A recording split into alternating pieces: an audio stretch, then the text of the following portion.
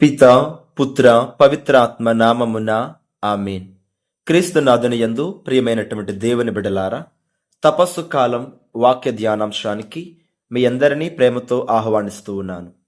మత్తయి శుభవార్త 21వ అధ్యాయము దివ్య వచనములు 33 నుంచి.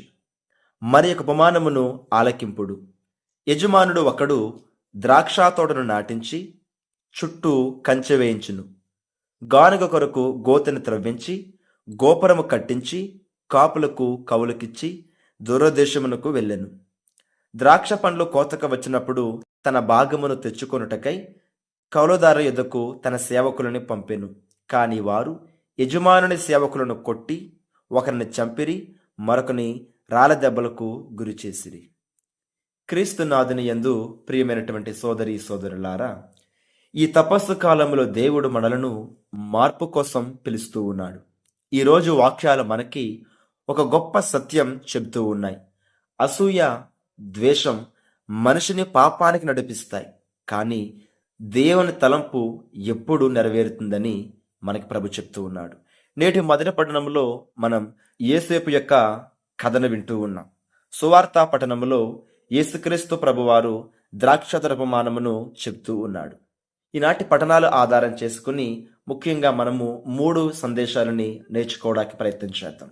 మొదటిది, అసూయ వల్ల జరిగేటువంటి పాపం. ప్రియులారా, నేటి మొదటి పఠనములో యేసేపు తన తండ్రి ప్రేమను ఎక్కువగా పొందాడు. అందుకే అతని సోదరులు అతనిపై అసూయ పడ్డారు.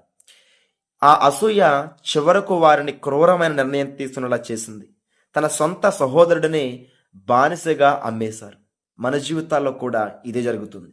ఇతరులు ఎదిగితే అసూయపడతాం, ఇతరులకు మంచి జరిగితే మనం బాధపడతాం. అప్పుడప్పుడు మనం మాట్లాడే మాటలు కూడా కఠినంగా మారుతాయి. అసూయ చిన్న పాపంలా కనిపించినా అది పెద్ద సమస్యలకు కారణమవుతుందని ప్రియులారా మనం గుర్తించి ఆ అసూయ అనే పాపము నుండి మనం బయటపడాలి. ఇక రెండవ సందేశం, దేవుని పంపిన వారిని తిరస్కరించటం. శుభవార్తలో యేసు ప్రభువారు ఒక ఉపమానం చెప్తూ ఉన్నాడు. ఒక ద్రాక్ష తోట యజమానిని తన సేవకులను పంపాడు. కానీ కూలీలు వారిని కొట్టారు, చంపారు. చివరికి తన కుమారుడిని పంపినా కానీ అతనిని కూడా వారు చంపేశారు. ఈ ఉపమానం మనకు చెప్పే సత్యం, దేవుడు ఎన్నిసార్లు మన జీవితంలో మాట్లాడినా, మనకి ఎన్ని అవకాశాలు ఇచ్చినా, ఎన్నిసార్లు మన దగ్గరికి వచ్చినా మనం ఆయనను పట్టించుకోకపోవటం ఆ దేవుని కుమారుడిని తిరస్కరించటమే. ఉదాహరణకి, ఎలా ప్రభు మన దగ్గరకు వస్తాడు, ఎలా ప్రభు మనతో మాట్లాడుతాడు అంటే బైబిల్ ద్వారా, ప్రార్థన ద్వారా, పెద్దల సలహా ద్వారా. కానీ మనం గర్వం వల్ల దేవుని యొక్క మాటలని తిరస్కరిస్తూ ఉన్నాం. కానీ తపస్సు కాలంలో ఆ దేవుని యొక్క వాక్యాన్ని తిరస్కరించడం కాదు, ఆ చెప్పినటువంటి వాక్యాన్ని ఆచరించే కృపదేశమని ప్రార్థన చేసుకోవాలి. ఇక 3వ సందేశం, దేవుని యొక్క తలంపు ఎప్పుడు కూడా నెరవేరుతుంది. యేసేపు అతని సోదరులు అమ్మేశారు, కానీ దేవుడు అదే సంఘటనను మంచి కోసం ఉపయోగించాడు. చివరకు యేసేపు గొప్ప నాయకుడిగా మారాడు.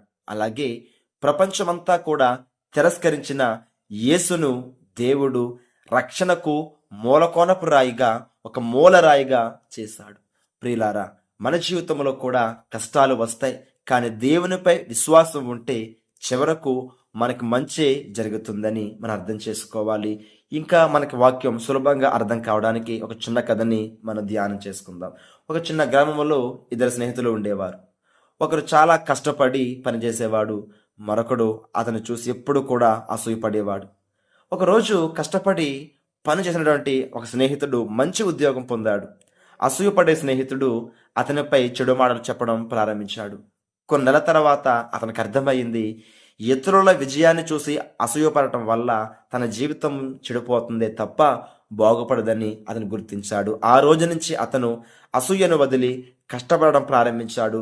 చివరకు అతని కూడా మంచి ఉద్యోగం పొంది జీవితంలో గొప్పవాడిగా ఎదిగాడు. ప్రియులారా, ఈ చిన్న కథ మనకేం చెప్తుందంటే, ఇతరులను చూసి అసూయపడకుండా దేవుడిచ్చినటువంటి జీవితాన్ని సంతోషంగా జీవించాలి. ప్రియ సోదరి సోదరులారా, ఇక ముగింపుగా ఈ తపస్సు కాలంలో ఈనాటి పఠనాలు మనందరికీ కూడా ఇచ్చే గొప్ప సందేశం, అసూయ, ద్వేషం, గర్వం వాటిని విడిచిపెట్టి ప్రేమతో జీవించే కృపను మనందరికీ కలిగించమని, ఆ ప్రభువైన యేసుక్రీస్తు మన హృదయంలో అసూయను తొలగించి ప్రేమతో జీవించే కృపను మనకి ప్రసాదించమని ఆ భగవంతుణ్ణి ప్రార్థించుకుందాం. పితా పుత్ర పవిత్రాత్మ నామమున ఆమేన్.